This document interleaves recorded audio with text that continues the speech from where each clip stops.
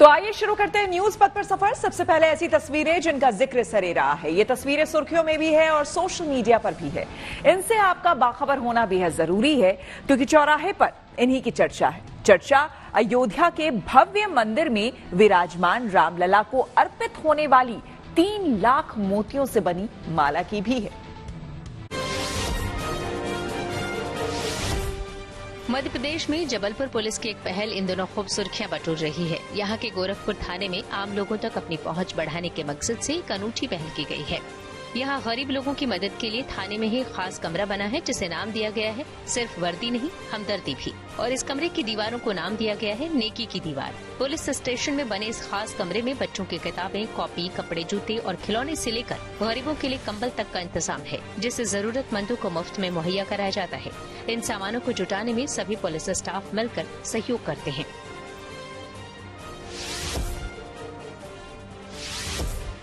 पश्चिम बंगाल के वर्धमान में एक छात्र ने अस्पताल के बेड पर बैठकर 10वीं की परीक्षा दी। आमतौर पर बच्चे बीमार हो तो परीक्षा छूट जाती है, लेकिन अर्जुन मांझी उन बच्चों में नहीं जो हालात से हार मान ले। रात को सोते समय सांप ने काट लिया। सुबह तबीयत खराब होने लगी तो अस्पताल गया। वहाँ पता चला कि सांप का जहर पूरे शरीर में फैल गया है। सामने मैट्रिक की परीक्षा थी। अर्जुन ने परीक्षा देने की इच्छा जताई। स्कूल को खबर लगी तो इस होनहार छात्र के लिए आनंद फानन में स्कूल प्रशासन ने अस्पताल में ही परीक्षा की व्यवस्था करवाई और अर्जुन ने उस बड़बेलून हाई स्कूल के शिक्षक की उपस्थिति में परीक्षा दी जहाँ उसका परीक्षा केंद्र था।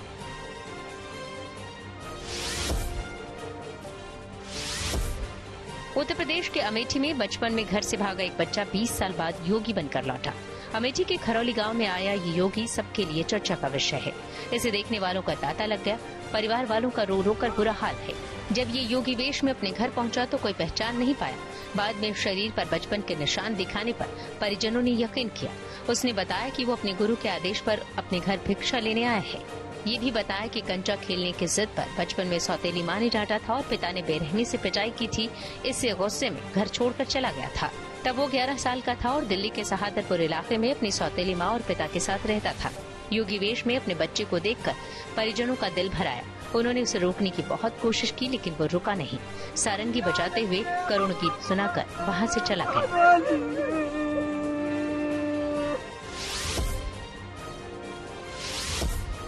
ऐसे कई गुमनाम लोग हैं जिन्होंने कभी अयोध्या में राम मंदिर निर्माण को लेकर अलग अलग संकल्प लिया था। वो नाम और संकल्प अब राम मंदिर बनने के बाद सामने आ रहे हैं। ऐसा ही एक नाम है लखनऊ के शिवानी जायसवाल का, जिन्होंने राम नाम लिखे मोती जमा करने का संकल्प लिया था ताकि मंदिर के लोकार्पण के बाद रामलला को उन मोतियों की एक माला बनाकर अर्पित कर सकें। इसके लिए शिवानी ने पहले अपने मित्रों और रिश्तेदारों से मोती दान की अपील की। उसके बाद सोशल मीडिया के जरिए आम लोगों से अपील की। शिवानी अब तक करीब 3 लाख से ज्यादा मोती जमा कर चुकी हैं। 3 लाख मोतियों से करीब 1500 मीटर लंबी माला तैयार हो गई है, जिसे शिवानी 8 फरवरी को रामलला को अर्पित करने अयोध्या जाएंगी। तो संकल्प पूरा हो रहा है, इस चीज की खुशी भी है, लेकिन थोड़ा खराब भी लग रहा है कि जैसे हम किसी चीज को धरोहर समझ के अपने बच्चे जैसे प्यार से संजो के संभाल के प्यार से रखते हैं। मैंने एक एक मोती इस तरीके से रखा है और अभी मेरे पास से जाएगा तो थोड़ा सा मुझे इस बात का। तस्वीरें केदारनाथ धाम की है। ऐसा लग रहा है मानो यहाँ प्रकृति ने सफेद श्रृंगार किया हो। मंदिर की छत से लेकर प्रांगण तक बर्फ ही बर्फ है। जमीन पर बर्फ की 4 फीट मोटी परत जम गई है। पहाड़ों ने मानो सफेद चादर ओढ़ ली हो। यहाँ तक कि मुख्य मंदिर के आगे स्थित नंदी की प्रतिमा पर भी बर्फ जम गई है। लगातार हो रही बर्फबारी से आलम यह है कि धाम के सभी पैदल मार्ग बंद हैं। जिंदगी का सफर सुहाना हो, इसके लिए सावधान रहना जरूरी है। रोजमर्रा के आपाधापी में कुछ देर बैठकर सोचना समझना भी जरूरी है कि आपके आसपास क्या हो रहा है और जो कुछ हो रहा है उससे हमारी जिंदगी, हमारा परिवार कैसे प्रभावित हो सकता है। इसलिए हॉर्न बजाकर बाखबर करने वाली खबर जरूरी होती है। और आज की ये खबर एआई यानी कि आर्टिफिशियल इंटेलिजेंस के एक ऐसे खतरे से जुड़ी है जो किसी रोज आपकी जिंदगी पर भी दस्तक दे सकता है। आपने सोशल मीडिया पर कई मशहूर हस्तियों के फेक वीडियो देखे होंगे। एआई और डीप फेक तकनीक से बनाए गए ये वीडियो बिल्कुल असली लगते हैं। ये अपने आप में बड़ी समस्या है, लेकिन आपको जानकर हैरानी होगी कि डीप फेक के जरिए ठगी भी की जा सकती है। किसी एक आदमी को ही नहीं बल्कि पूरी कंपनी को लूटा जा सकता है। हांगकांग में ऐसा ही हुआ है। साइबर ठगों ने एक एमएनसी का चीफ फाइनेंशियल ऑफिसर बनकर 200 करोड़ का चूना लगा दिया। ये ठगी संकेत है कि आने वाले समय में चुनौतियां बढ़ने वाली है। इसलिए सावधान रहना जरूरी है और हॉर्न बजाना बेहद जरूरी है।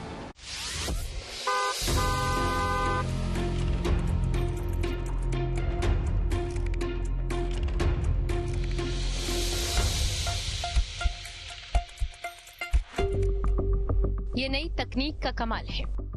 अलग शहर, अलग देश में बैठे लोग एक साथ स्क्रीन पर जुट जाते हैं, बातचीत हो जाती है, ऑफिशियल मीटिंग हो जाती है। अब तो दफ्तर से जुड़ी ज्यादातर मीटिंग्स वीडियो कॉन्फ्रेंस कॉल पर हो जाती है। चलिए अब दूसरी तकनीक भी देख लीजिए। एक चेहरे पर दूसरी शक्ल ऐसे फिट हो गई कि पहचान करना नामुमकिन है। पर ऐसा नहीं है कि ये सिर्फ तस्वीर है, इसे बाकायदा वीडियो में तब्दील किया जा सकता है। बदली हुई आवाज लगाई जा सकती है, यानी देखने या सुनने में जरा भी फर्क नहीं होगा, आंखें धोखा खा जाएंगी। ये तकनीक है AI यानी आर्टिफिशियल इंटेलिजेंस और डीप फेक की। तकनीक कोई भी हो, उसका गलत इस्तेमाल मुमकिन है और यही हुआ हांगकांग में। वीडियो कॉन्फ्रेंस कॉल में डीप फेक तकनीक का इस्तेमाल करके 1 या 2 नहीं बल्कि 212 करोड़ रुपए का चूना लगाया गया है। सब कुछ आंखों के सामने हुआ और साइबर ठग आंखों से काजल चुरा कर ले गए। आर्टिफिशियल इंटेलिजेंस के जरिए फ्रॉड और अपराध के मामले तेजी से बढ़ रहे हैं। यह खतरा भारत में भी है, इसलिए जरूरी है कि इसे लेकर सावधानी वाला हॉर्न बजाया जाए।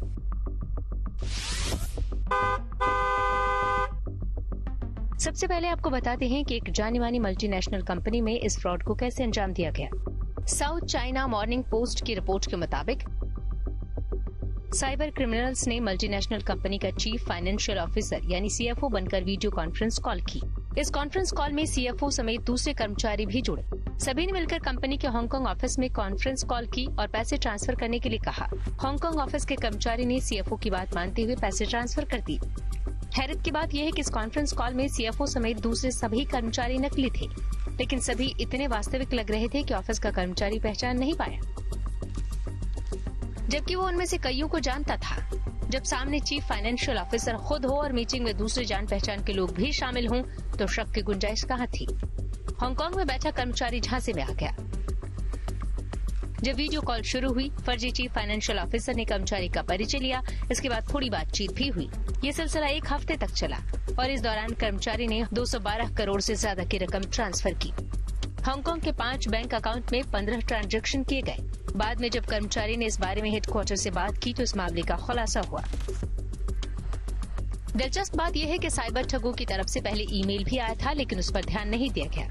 मगर जब वीडियो कॉल पर जान पहचान के चेहरे दिखे तो कर्मचारी को सब कुछ सामान्य लगा। अभी तक दुनिया भर में डीप फेक के जरिए फ्रॉड के कई मामले सामने आ चुके हैं, लेकिन ये पहली बार है जब पूरी कंपनी को ही निशाना बनाया गया है। छोटी मोटी रकम नहीं बल्कि 200 करोड़ से ज्यादा की रकम उड़ाई गई है। 2 फरवरी को हुए इस फ्रॉड के सामने आने के बाद दुनिया भर में हड़कंप है, क्योंकि तमाम कंपनियों में वीडियो कॉन्फ्रेंस कॉल पर बातचीत, मीटिंग्स होती है। यहाँ तक कि बड़े फैसले लिए जाते हैं। चिंता है कि कोई बड़ा अधिकारी बनकर फ्रॉड कर सकता है या फिर कोई दूसरा नुकसान पहुँचा सकता है। खतरे और भी हैं। मसलन पिछले साल हांगकांग में ही गुम हो गए 8 आई कार्ड का इस्तेमाल करके लोन के लिए 90 आवेदन किए गए। साथ ही 54 बैंक खाते खोले गए। इसके लिए सभी तस्वीरों को डीप फेक तकनीक से बनाया गया। इस तरह आर्टिफिशियल इंटेलिजेंस से सिर्फ फायदा नहीं है, बल्कि इसके गलत इस्तेमाल से खतरा भी है। इसका इस्तेमाल सेलिब्रिटीज, नेता और हाई प्रोफाइल लोगों को निशाना बनाने के लिए किया जा रहा है।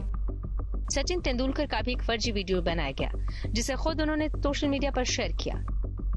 चिंता की बात यह है कि डीप फेक के जरिए अब बड़े फ्रॉड और अपराध के मामले भी सामने आ रहे हैं, इसलिए इसे लेकर सावधानी जरूरी है। सावधानी वाला हॉर्न बजाना जरूरी है।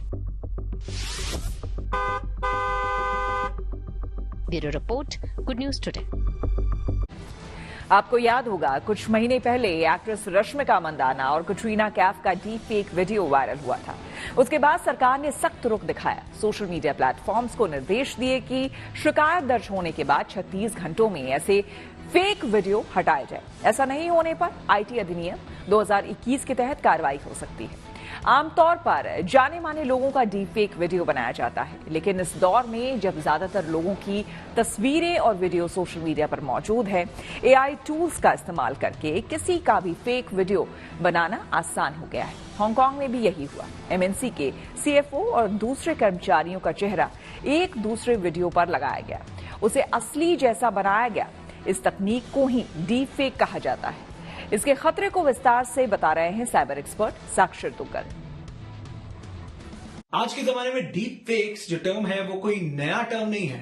हम सबको पता है डीप फेक्स के केसेस दिन प्रतिदिन बढ़ते जा रहे हैं, फिर चाहे वो सेलिब्रिटीज के केस में हो, इंडिविजुअल्स के केस में हो। एक आम नागरिक होने के नाते जिसका टेक्नोलॉजी से इतना वास्ता नहीं है, जो अपने दिन प्रतिदिन के कामों में लगा रहता है, उसको कैसे पता लगेगा कि कौन सी वीडियो सच है, कौन सी झूठ है? इसके 3 सरल उपाय हैं। पहला है, आपको हमेशा सोर्स चेक करना है। सोर्स का मतलब यह है, आपको जब भी कोई वीडियो मिलती है, चाहे वो सोशल मीडिया से हो, कहीं से भी हो, आप ये पता करिए वो वीडियो आई कहां से है, उसका सोर्स क्या है। ये जो मैंने आपको केस बताया, ऐसे केसेस में एटलीस्ट मेल का आप इस्तेमाल कर सकते हैं। आप मेल से कंफर्मेशन ले सकते हैं कि क्या जिस पर्सन ने आपको बोला है मनी की ट्रांजैक्शन करने के लिए, क्या वो सच में वो पर्सन है या कोई और है। पहला ये। दूसरा, आपको ये देखना पड़ेगा डिस्क्रिपेंसी, यानी आपको उस डीप फेक वीडियो में कुछ अजीब दिखेगा, चाहे वो लिप सिंकिंग हो, चाहे वो रोबोटिक मूवमेंट्स हो। ये कुछ चीजें होती हैं जो एक डीप फेक वीडियो को एक नॉर्मल वीडियो से डिफरेंशिएट करती है। और तीसरा सबसे महत्वपूर्ण है कि आपको पता होना चाहिए आसपास हो क्या रहा है।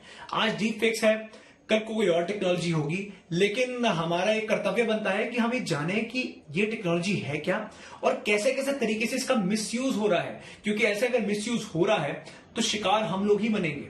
लेकिन अगर हमने इन 3 उपाय पे काम किया तो ये मैं दावे के साथ कह सकता हूं कि हमारा आने वाला फ्यूचर सिक्योर रहेगा। जनता को सस्ता आटा और दाल देने के बाद अब सरकार ने लॉन्च किया भारत चावल। आइए सीधे आपको ये चलते हैं न्यूज एक्सप्रेसवे पर, जहां देश से जुड़ी कुछ और जरूरी खबरें कर रही हैं आपका इंतजार। पीएम मोदी मंगलवार को गोवा में थे। यहाँ उन्होंने कई कार्यक्रमों में हिस्सा लिया, साथ ही गोवा को बड़ी सौगात भी दी। यहाँ उन्होंने करीब 1330 करोड़ रुपए से ज्यादा की परियोजनाओं का शिलान्यास और उद्घाटन किया। साथ ही 1930 नई सरकारी भर्तियों के लिए अपॉइंटमेंट लेटर भी सौंपा। इससे पहले पीएम मोदी ने ONGC यानी oil and natural gas corporation के सी सर्वाइवल सेंटर का उद्घाटन किया। इसमें समुद्री रेस्क्यू ऑपरेशन के लिए ट्रेनिंग दी जाएगी। इसमें हर साल 10 से 15 हजार लोगों को ट्रेन किया जाएगा। इसके अलावा उन्होंने गोवा में इंडिया एनर्जी वीक कार्यक्रम का उद्घाटन भी किया। ये 9 फरवरी तक चलेगा। उत्तराखंड में UCC यानी समान नागरिक संहिता लाने की तैयारी में सरकार एक कदम आगे बढ़ गई है। इसे लेकर धामी सरकार ने उत्तराखंड विधानसभा में बिल पेश कर दिया है। इसे समान नागरिक संहिता उत्तराखंड 2024 बिल नाम दिया गया है। इस बिल में लिव इन रिलेशनशिप का भी जिक्र है और इसे लेकर सख्त प्रावधान भी है। इसके तहत लिव इन रिलेशनशिप में रहने वालों को जिले के रजिस्ट्रार के सामने इसको डिक्लेयर करना होगा। साथ ही अगर इस रिलेशनशिप को खत्म करना चाहते हैं तो उसकी जानकारी भी देनी होगी। ये नियम सभी पर लागू होंगे, चाहे वो उत्तराखंड के मूल निवासी हों या न हों। पेपर लीक मामले से जुड़ा लोक परीक्षा विधेयक 2024 लोकसभा में पास हो गया। इसमें सरकारी भर्ती और प्रतियोगी परीक्षाओं में क्वेश्चन पेपर लीक करने वालों या फिर फर्जी वेबसाइट से परीक्षार्थियों को गुमराह करने वालों के खिलाफ कड़ी सजा का प्रावधान है। इसमें अपराधियों के लिए 3 साल से 10 साल तक की सजा और जुर्माने का प्रावधान है। अब चावल 29 रुपए किलो मिलेगा। ये गुड न्यूज केंद्र सरकार ने दी है। दरअसल केंद्र सरकार ने भारत चावल लॉन्च किया है, जिसकी कीमत 29 रुपए प्रति किलो होगी। इसे अपने शहर या गांव में मोबाइल वैन से खरीदा जा सकेगा। पहले दिन केंद्रीय खाद्य मंत्री पीयूष गोयल ने दिल्ली के कर्तव्य पथ से 100 मोबाइल वैन को हरी झंडी दिखाकर रवाना किया। इसे HCF और सरकारी स्टोर से भी आसानी से खरीदा जा सकता है। ये 5 किलो और 10 किलो के पैकेट में उपलब्ध होगा। पीयूष गोयल ने कर्तव्य पथ से 100 मोबाइल वैन को हरी झंडी दिखाई है, जो भारत के अलग अलग कोनों में जाके जो है वो सबसे सस्ता चावल 29 रुपए प्रति किलो चावल जो है वो आम आदमी को मुहैया करवाएंगे। अरुणाचल प्रदेश के मुख्यमंत्री पेमा खांडू ने अयोध्या में बालक राम के दर्शन किए। इस दौरान उनका पूरा मंत्रिमंडल उनके साथ था। अयोध्या पहुंचने पर बीजेपी नेता और कार्यकर्ताओं ने उनका स्वागत किया। पुलिस विभाग की ओर से उन्हें गार्ड ऑफ ऑनर भी दिया गया। अरुणाचल प्रदेश के मुख्यमंत्री पेमा खांडू के साथ उनकी कैबिनेट और वरिष्ठ अधिकारियों को मिलाकर लगभग 70 सदस्य थे। सबने भगवान राम के बाल रूप के दर्शन किए। खबरों के एक्सप्रेसवे से आगे रुक करते हैं सियासी ढाबे का, जहां आज की सबसे दिलचस्प खबर मौजूद है। दिल्ली में गजब का सियासी घमासान मचा है। ईडी एक्शन में है। आम आदमी पार्टी के नेताओं पर रेड हो रही है। बीजेपी भ्रष्टाचार के मुद्दे पर केजरीवाल और उनकी सरकार को घेर रही है। बदले में आम आदमी पार्टी जांच एजेंसी पर ही सवाल उठा रही है। चुनाव करीब है और सर्दी के बावजूद सियासी पारा चढ़ रहा है।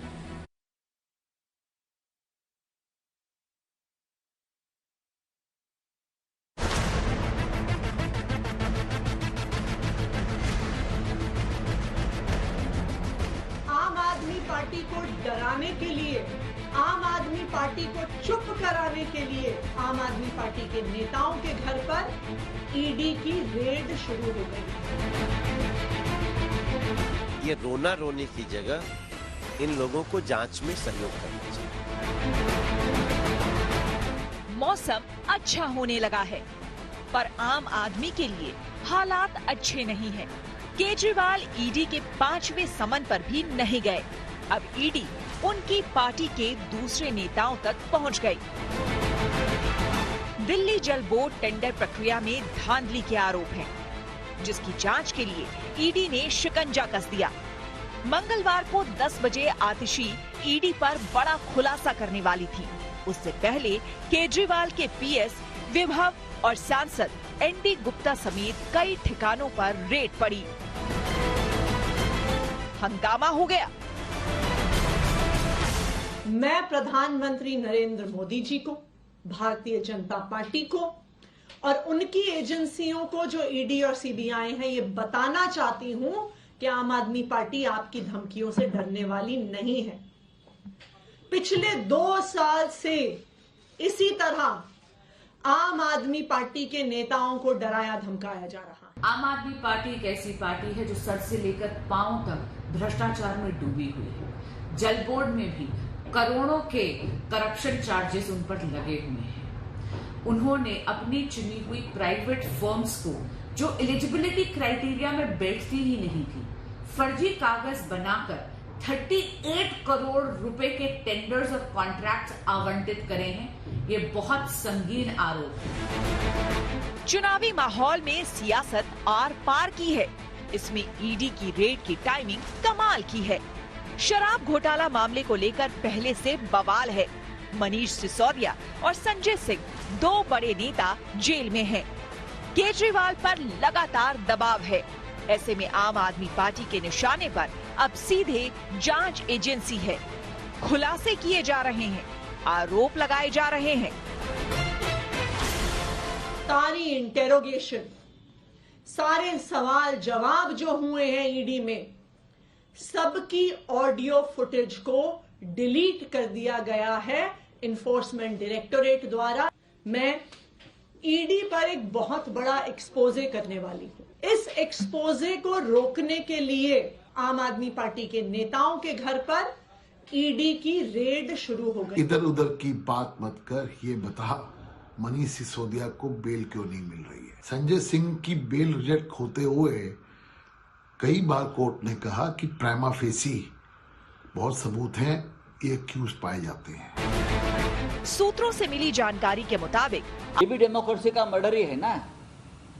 इस देश में अगर कोई सरकार के खिलाफ बात करता है, किसी एजेंसी के भ्रष्टाचार के खिलाफ बात करते हैं, तो तुरंत उसके घर पुलिस और ईडी पहुंच जाती है। हाँ, ये कोई आश्चर्यजनक बात है ना, चौंकाने वाली बात है। मैं मानता हूं कि जो सत्ता दल है उसकी कार्यशैली इस प्रकार से हो गई है कि जो सरकारी जांच एजेंसियां हैं उनको माध्यम से देश में जो विपक्ष है उनको निशाने पे लगातार लिया जा रहा है। तो उसी की कार्यशैली की कड़ी में मैं इसको देखूंगा। बीजेपी के साथ लड़ाई में केजरीवाल एक साथ कई मोर्चों पर हैं। शराब घोटाले में भ्रष्टाचार का आरोप झेल रहे हैं। विधायकों की खरीद फरोख्त के आरोपों पर क्राइम ब्रांच जवाब मांग रही है। मोहल्ला क्लिनिक में हुए घपले की जांच भी हो रही है और अब दिल्ली जल बोर्ड के मामले में ईडी एक्टिव है। चुनाव से पहले ऐसी कार्रवाई को आम आदमी पार्टी सियासी कहकर टाल तो सकती है, पर घोटाले की जांच की आंच से बच नहीं सकती। ये जो मर्जी षड्यंत्र कर ले हमारे खिलाफ, कुछ नहीं होने वाला। और मैं भी डटा हुआ हूँ इनके खिलाफ, मैं भी नहीं झुकने वाला। ये कहते हैं बीजेपी में आ जाओ, हम छोड़ देंगे। मैंने कहा बिल्कुल नहीं आऊंगा बीजेपी। तय मानिए कि जैसे जैसे घोटालों की जांच आगे बढ़ेगी, सियासी तापमान बढ़ेगा, मौसम बिगड़ने वाला है। Bureau report, good news today. News पथ पर आगे है धन बाजार, जहां शेयर बाजार से लेकर कारोबार तक की सभी अहम खबरें होती हैं। इसका सीधा रिश्ता आपकी आमदनी आपकी जेब से होता है। तो तेज रफ्तार खबरों के बीच ये जरूरी खबरें छूट न जाए, इसलिए सीधे आपको लिए चलते हैं धन बाजार। हफ्ते के दूसरे कारोबारी दिन शेयर बाजार में तेजी देखी गई। सेंसेक्स 455 अंक चढ़कर 72,186 पर बंद हुआ। इसके साथ ही निफ्टी भी 158 अंक उछाल के साथ 21,929 पर बंद हुआ। इस दौरान कोल, टेक और मेटल समेत कई सेक्टरों के शेयरों में बढ़ोतरी दर्ज की गई। दिल्ली सराफा बाजार में सोना सस्ता हुआ है। सोने का दाम 150 रुपए लुढ़का। इसके साथ ही अब दिल्ली में 10 ग्राम सोने की कीमत फिसलकर 63,200 रुपए हो गई। सोने के साथ साथ चांदी भी 600 रुपए सस्ती हो गई। दिल्ली में 1 किलो चांदी की कीमत अब 74,900 रुपए है।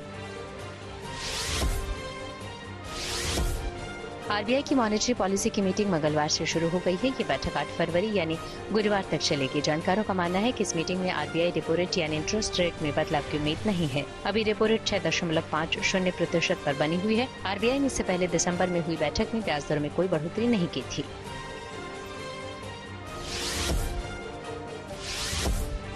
आरबीआई के एक्शन के बाद पेटीएम फिनटेक के सीईओ विजय शेखर शर्मा ने अधिकारियों से मुलाकात की। मीडिया रिपोर्ट्स के मुताबिक इस मुलाकात में पेटीएम ने आरबीआई से 29 फरवरी से पेटीएम पेमेंट बैंक पर लगाई गई रोक की डेडलाइन को आगे बढ़ाने की सिफारिश की है। इस बीच शेयर बाजार में लगातार गिरावट के बाद आज पेटीएम के शेयरों में मामूली बढ़त दर्ज की गई है। देश में लहसुन की कीमतें लगातार बढ़ती जा रही हैं, जिससे रसोई का बजट बिगड़ गया है। देश भर में लहसुन करीब 400 से 500 रुपए प्रति किलो बिक रहा है। माना जा रहा है कि देश में लहसुन का उत्पादन कम होने की वजह से कीमतों में इजाफा हुआ है। फिलहाल लहसुन की बढ़ती कीमतों से राहत मिलती नहीं दिख रही है। और अब रुक करते हैं प्रगति मार्ग का, जहां ऐसी खबरें हैं जो कि देश की तरक्की, प्रगति और लोगों की काबिलियत दिखाती है। देश में इलेक्ट्रिक व्हीकल की मांग बढ़ रही है। ऐसे में इलेक्ट्रिक व्हीकल के लिए एक ऐसे चार्जिंग स्टेशन बनाने पर काम हो रहा है जो कि सौर ऊर्जा से चलेगा। फिलहाल दिल्ली आईआईटी ने इसका प्रोटोटाइप तैयार किया है। इस प्रोजेक्ट को केंद्र सरकार के साइंस एंड टेक्नोलॉजी के क्लस्टर ड्राइव के तहत तैयार किया गया है।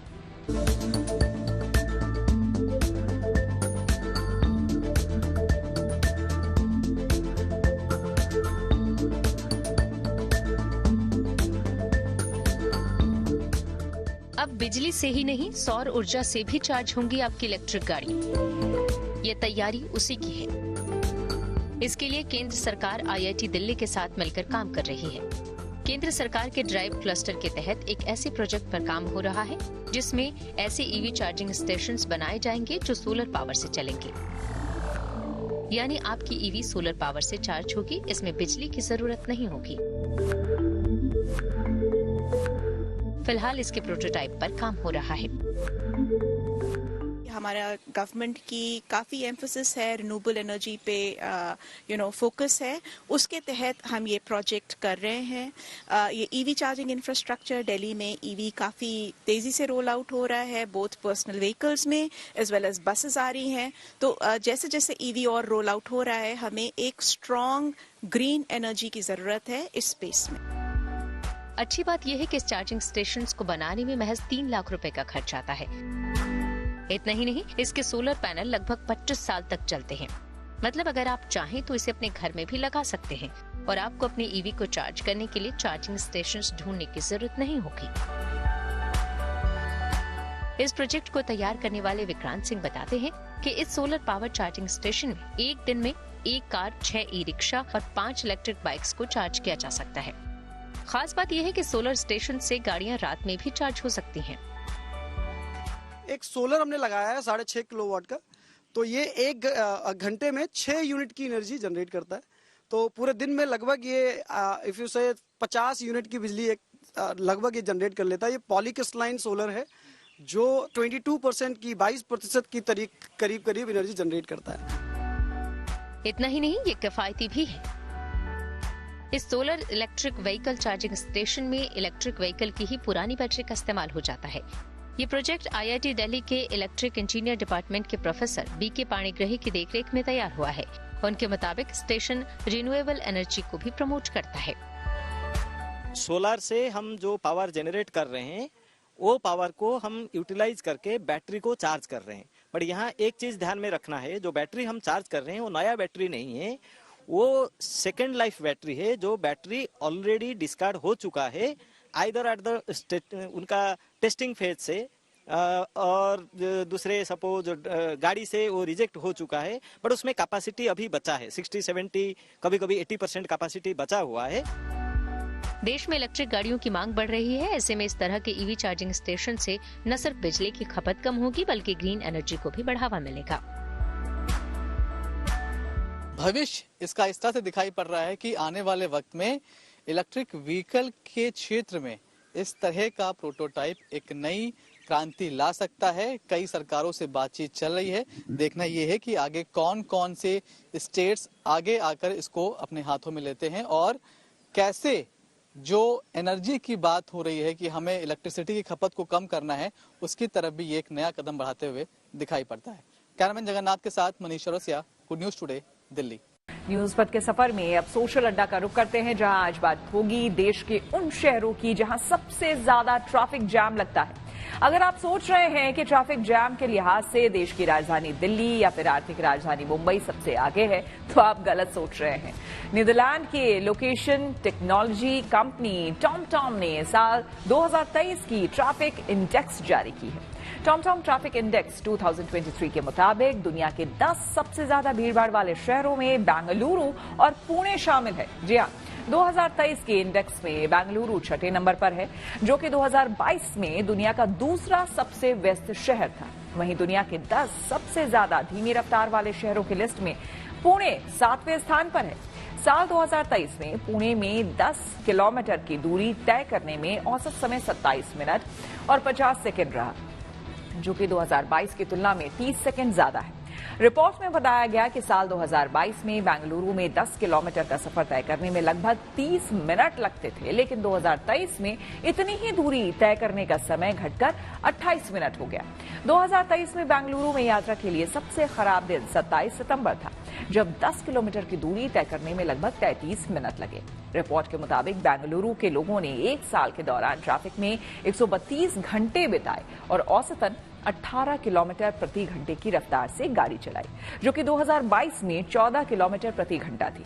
टॉमटॉम ट्रैफिक इंडेक्स 2023 में लंदन को दुनिया का सबसे धीमा शहर बताया गया, जहां 10 किलोमीटर की दूरी तय करने में 37 मिनट 20 सेकेंड का समय लगा। इस लिस्ट में दूसरे नंबर पर डबलिन है, जहां 2023 में 10 किलोमीटर की दूरी में 29 मिनट 30 सेकेंड का समय लगा, जबकि कनाडा का टोरंटो तीसरे नंबर पर है, जहां 10 किलोमीटर दूर जाने में 29 मिनट लगे। वहीं सर्वे में दिल्ली दुनिया का 44वां भीड़भाड़ वाला शहर रहा, जहां 2023 में 10 किलोमीटर की दूरी तय करने में औसतन 21 मिनट और 40 सेकेंड का समय लगा, जबकि लिस्ट में मुंबई 54वें नंबर पर है, जहां पर 2023 में 10 किलोमीटर की दूरी तय करने में औसत समय 21 मिनट 20 सेकेंड था। देश के बड़े शहरों में भारी ट्रैफिक की वजह से गाड़ियों की धीमी रफ्तार को लेकर हमने कुछ लोगों से बात की और उनकी राय जानी। क्यों मतलब इतनी ट्रैफिक हो रही है आपके? ओवर पॉपुलेशन, क्योंकि बाहर से लोग यहाँ पे आते हैं पढ़ने के लिए, एजुकेशनल हब है, इसलिए। ये ट्रैफिक कम करने के लिए क्या करना चाहिए? मैनेजमेंट करना चाहिए, मतलब महाराष्ट्र का एक साइड डेवलप करना चाहिए, जैसे विदर्भ साइड है, उसको डेवलप करेंगे तो फिर पॉपुलेशन यहाँ पे ये नहीं होगी, पॉपुलेशन यहाँ पे नहीं आएगी। कॉम्पैक्ट रोड है और कॉम्पैक्ट रोड होने के कारण मतलब ट्रैफिक जाम होता है और सही ढंग से मतलब अपना जो लाइन वगैरह है जैसे कि मतलब करना चाहिए, ट्रैफिक फॉलो करना चाहिए, वो नहीं होता है, या फिर सिग्नल कई जगह पे चलते हैं कई जगह पे नहीं चलते, उसकी वजह से ट्रैफिक की भीड़ बढ़ती है। वो बहुत मतलब कारण है। जिम्मेदार कुछ हद तक पब्लिक भी है, कुछ हद तक प्रशासन भी है, और दोनों को मतलब कैसे ताली एक हाथ से नहीं बजती, वैसा दोनों का मतलब प्रॉब्लम है इसमें। लोगों को भी फॉलो करना चाहिए, जो रूल्स बताए उसको फॉलो करना चाहिए, और गवर्नमेंट को भी ध्यान देना चाहिए कि कहीं पे मतलब कुछ बंद है या फिर कुछ चालू है तो मतलब सही ढंग से हो रहा है कि नहीं वर्क, वो भी देखना चाहिए। गवर्नमेंट को भी दोनों को एक साथ काम करना चाहिए। पुणे में अभी भीड़ जैसी जैसी बढ़ रही है वैसे वैसे एरिया भी बढ़ रहा है, डेवलप हो रहा है, लेकिन बाहर गांव से जो भी आते हैं उनको ट्रैफिक की परेशानी रहती है। अहमदनगर से हमारे को वाघोली, शिक्रापुर, वहां से आने को बहुत दिक्कत हो जाती है। कुछ तो भी उसमें डेवलप होना चाहिए। अभी जो डेवलपमेंट चालू है, जो काम की वजह से सब है, उसके वजह से बहुत ट्रैफिक बढ़ गया है, तो गवर्नमेंट ने कुछ तो करना चाहिए इस बारे में। मतलब और पोल्यूशन भी बहुत बढ़ रहा है ट्रैफिक की वजह से। और वो जो अभी ये जो कंस्ट्रक्शन का पोल्यूशन है वो भी बहुत बढ़ रहा है, तो उसके लिए गवर्नमेंट ने कुछ ना कुछ करना चाहिए। ट्रैफिक में तो सुधारना होना ही चाहिए। ये कोई एक प्रशासन की जवाबदारी नहीं, तो हर पब्लिक की जवाबदारी है ट्रैफिक कंट्रोल करना। अभी देखो आप, अभी यहाँ रास्ते से गए तो कितने देर कार साइड में लगी रहती है, वो नहीं होना चाहिए। उसके ऊपर प्रशासन थोड़ा ध्यान देना चाहिए। और दूसरी बात तो ये है कि जो सिग्नल तोड़ते हैं, अभी मैं देखो पट्टे के अंदर रुका हूँ, बाकी के आगे गए, उससे भी थोड़ा बहुत प्रॉब्लम हो सकता है। लेकिन एक अनोखा विक्रम हमारे नाम हुआ है पुणे करके ना, बराबर है, तो अपने वजह से हुआ है ना, अपन उसको जवाबदार है। कौन जवाबदार है? इधर गंदगी होती है, इसके लिए प्रशासन जवाबदार नहीं होती। इधर ट्रैफिक जाम होता है, उसके लिए जो हर एक, अभी देखो सिग्नल कितने लोग तोड़ते हैं, इससे भी प्रॉब्लम होता है भाई। ये हर पब्लिक की जवाबदारी होती है अपने शहर को अच्छा रखने की। पब्लिक ट्रांसपोर्ट काफी तरह से अच्छा है यहाँ पे। सो मेट्रो काफी तरह से बढ़ चुका है, ज्यादा से ज्यादा डेवलपमेंट हो चुका है। तो वीकेंड्स पे अगर लोग अपने गाड़ी से अलावा अगर ट्रैफिक मतलब पब्लिक ट्रांसपोर्ट का इस्तेमाल करेंगे तो ज्यादा से ज्यादा रोड पे जो लोड होता है तो वो कम हो सकता है। तो पब्लिक ट्रांसपोर्ट के ऊपर ज्यादा अवेयरनेस होनी चाहिए। ट्रैफिक पुलिस ने अभी एक QR कोड लॉन्च किया है, जिसमें आप उस QR कोड को स्कैन कर सकते हो और वहाँ पे जाकर के आप ट्रैफिक प्लेज ले सकते हो। सो बेसिकली उसमें इन शॉर्ट लिखा भी है कि उसमें क्या क्या रूल्स, बेसिक रूल्स होते हैं ट्रैफिक से रिलेटेड जो आपको फॉलो करने चाहिए। वो आई थिंक बैंगलोर में सबको ही करना चाहिए, बिकॉज यहाँ पे ट्रैफिक का बहुत ज़्यादा प्रॉब्लम होता है। और मोस्टली जो हम लोग ने देखा है ट्रैफिक के अराउंड एम्बुलेंस भी फंस जाते हैं, तो इस एस्पेक्ट से भी बहुत प्रॉब्लम्स हमने देखे हैं। ये समझना कि पब्लिक की गलती है या फिर ट्रैफिक, किसका ब्लेम, लाइक ये सोचना से ज्यादा अपना रेस्पॉन्सिबिलिटी हम निभाए और ट्रैफिक पुलिस सिस्टम वो अपना रेस्पॉन्सिबिलिटी जो निभा रहे करेंगे तो बैलेंस रहेगा। ट्रैफिक का मेन रीजन यही है कि हाँ, like people use more of the petrol cars and if they like मतलब छोटे डिस्टेंस के लिए अगर वो यूज करना स्टार्ट करते हैं बाइसाइकिल्स और लाइक EVs एंड ऑल, तो हाँ ट्रैफिक भी कम हो जाएगा and it will be sustainable. Traffic खराब है mainly because of infrastructure and I guess Bangalore has grown, बहुत तेजी से बढ़ गया, बहुत तेजी से बढ़ा है और उतना तेजी से इंफ्रास्ट्रक्चर नहीं बढ़ा। सो वही रीजन है। मुझे मेन रीजन ये लगता है कि बैंगलोर डिजाइन ही नहीं हुआ था इतने ज्यादा पॉपुलेशन के लिए, और IT बूम के कारण इतने लोग आ गए कि you know that is what it's very badly right now. Like I am coming from Yelahanka और सबको पता है कि बैंगलोर में हम लोग किलोमीटर में डिस्टेंस नहीं, घंटे में डिस्टेंस बताते हैं। 1 घंटा लगेगा, राइट? कितना दूर है? 1 घंटे का रास्ता है। सो यही हमारा सिचुएशन इस समय। 6 जुलाई से जिम्बाब्वे के खिलाफ T20 सीरीज खेलेगी टीम इंडिया। खेल जगत से जुड़ी और खबरों को जानने के लिए आइए आपको लिए चले खेल चक्कर।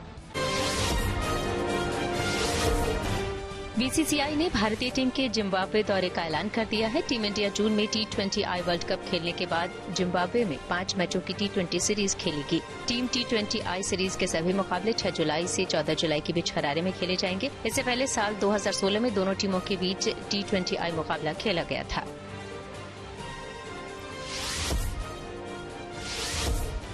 दिल्ली में केंद्रीय खेल मंत्री अनुराग ठाकुर ने बिम्स्टेक एक्वेटिक्स चैंपियनशिप का उद्घाटन किया। इस दौरान नेपाल के खेल मंत्री दिक बहादुर लिम्बू भी मौजूद रहे। ये प्रतियोगिता पहली बार आयोजित की जा रही है जो 9 फरवरी तक चलेगी।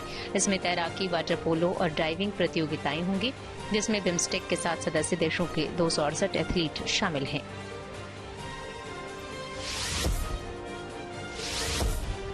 साउथ अफ्रीका के खिलाफ खेले जा रहे टेस्ट मुकाबले में न्यूजीलैंड के बल्लेबाज केन विलियमसन ने अपने करियर का 31वां शतक जड़ दिया है। इस शतक के साथ ही विलियमसन एक्टिव प्लेयर्स में सबसे ज्यादा सेंचुरी लगाने वाले खिलाड़ियों में दूसरे नंबर पर पहुंच गए। अब उनसे आगे ऑस्ट्रेलिया के स्टीव स्मिथ हैं, जिनके नाम 32 शतक है।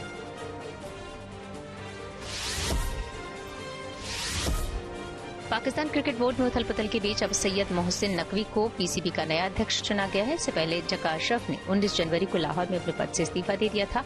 इसके बाद से बोर्ड में चेयरमैन की कुर्सी खाली थी। सैयद मोहसिन नकवी फिलहाल पंजाब पाकिस्तान की कार्यवाहक मुख्यमंत्री भी हैं। इसी के साथ न्यूज पक में मेरे यानी कि श्वेता झा के साथ फिलहाल इतना ही। देश दुनिया की तमाम पॉजिटिव खबरों के लिए आप देखते रहिए गुड न्यूज टुडे।